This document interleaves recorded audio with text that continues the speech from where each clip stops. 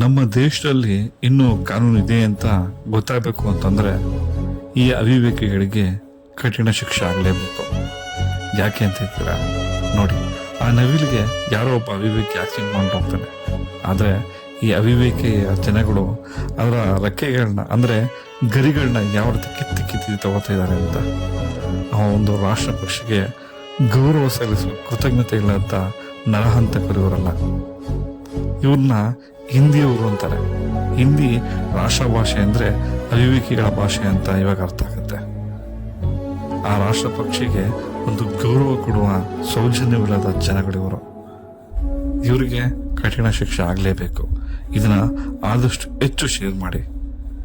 ಆ ನವಿಲ್ಗೆ ಒಂದು ಆತ್ಮಕ್ಕೆ ಶಾಂತಿ ಸಿಗುವ ರೀತಿ ಮಾಡೋಣ. ಇನ್ನಾದರೂ ಮಾನವರಾಗಿ ಬದುಕೋಣ, ಪರಿಸರವನ್ನು ಉಳಿಸೋಣ.